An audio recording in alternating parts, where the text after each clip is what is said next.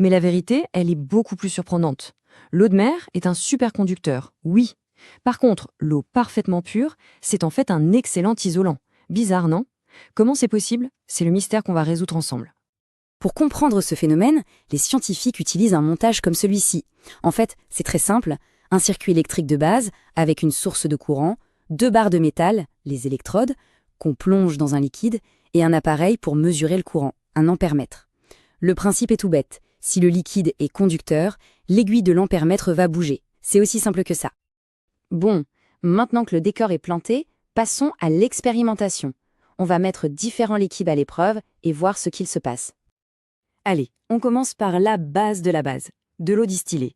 C'est de l'eau pure, sans minéraux ni impuretés. En théorie, si l'eau pure est bien un isolant, il ne devrait absolument rien se passer. Voyons ça.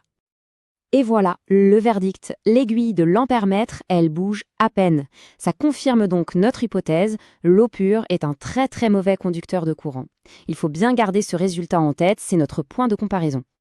Maintenant, on garde exactement le même montage, mais à la place de l'eau pure, on met de l'eau dans laquelle on a dissous du chlorure de sodium. C'est tout simplement notre bon vieux sel de table. Juste une pincée. Et là, regardez bien, le résultat est juste spectaculaire. L'aiguille de l'ampèremètre fait un bond. L'eau salée, elle, est un excellent conducteur. La conclusion est donc claire, ce n'est pas l'eau elle-même qui conduit, mais bien le sel qu'on a mis dedans. Cette petite expérience nous donne notre définition clé.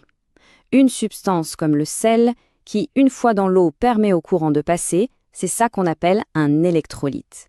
Ce n'est donc pas l'eau qui est conductrice, mais ce qu'on y dissout. D'accord, donc le sel rend l'eau conductrice. Compris. Mais comment ça marche au juste? Il est temps de découvrir qui sont les responsables de ce phénomène, au niveau microscopique. On sait que dans un fil électrique en métal, le courant, c'est un déplacement d'électrons. Mais dans notre solution d'eau salée, il n'y a pas d'électrons qui se baladent librement. Alors, qu'est-ce qui peut bien transporter la charge à leur place? Pour rendre l'invisible visible, les scientifiques ont eu une idée de génie. Ils ont rempli un tube en U avec une solution contenant deux types de particules colorées. Puis, ils ont appliqué un courant électrique aux deux bouts. Et regardez ce qui se passe, les couleurs se séparent. La couleur bleue est attirée par la borne négative, tandis que la couleur jaune-orangé file vers la borne positive. C'est la preuve visuelle qu'il y a bien des particules chargées qui bougent dans la solution. Ces particules chargées, on les appelle des ions. Quand le sel se dissout, il se sépare en deux types d'ions. Des ions positifs, les cations, et des ions négatifs, les anions. Sous l'effet du courant, les contraires s'attirent. Les cations positifs vont vers la borne négative et les anions négatifs vont vers la borne positive. C'est ce double mouvement d'ions qui crée le courant électrique. Mais est-ce que tous les électrolytes sont aussi efficaces que le sel? Est-ce qu'ils fonctionnent tous aussi bien? Eh bien non, certains sont bien plus performants que d'autres. Comparons deux solutions à concentration égale, du sel de table d'un côté et de l'acide éthanoïque de l'autre. C'est le principal composant du vinaigre. Le résultat est flagrant. Le sel produit un courant de 12 mA, alors que le vinaigre, lui, n'en produit que 2. On dit que le sel est un électrolyte fort et le vinaigre un électrolyte faible. Mais pourquoi une telle différence? Toute la différence vient de la dissociation. Un électrolyte fort, comme le sel, se sépare complètement en ions une fois dans l'eau. Chaque molécule libère ses ions sans exception. À l'inverse, un électrolyte faible, comme le vinaigre, ne se dissocie que très peu. La plupart de ces molécules restent entières. Et la logique est simple. Moins d'ions disponibles, ça veut dire moins de porteurs de charge et donc un courant bien plus faible.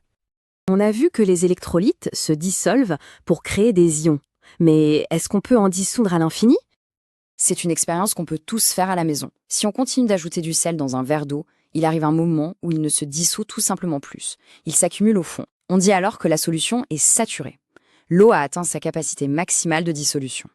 Et cette idée de limite de solubilité, ça peut donner des résultats assez bluffants. Regardez, on mélange deux solutions d'électrolytes parfaitement claires. Et instantanément, un solide blanc apparaît. C'est ce qu'on appelle une réaction de précipitation. Ce qui s'est passé, c'est que les ions des deux solutions se sont rencontrés et ont formé un nouveau composé qui, lui, n'est pas du tout soluble dans l'eau. Du coup, il précipite et redevient solide.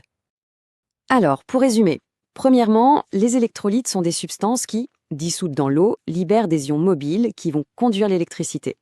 Deuxièmement, leur force dépend de leur capacité à se séparer en ions. Et enfin, ces ions peuvent parfois se recombiner pour former un solide, et c'est ce qu'on appelle la précipitation. Et ce phénomène, il est absolument partout. Ça va du fonctionnement de nos batteries à la transmission des signaux dans notre propre système nerveux qui repose entièrement sur le mouvement des ions. Les électrolytes, ce sont vraiment les héros cachés de notre monde. Merci d'avoir suivi cette explication.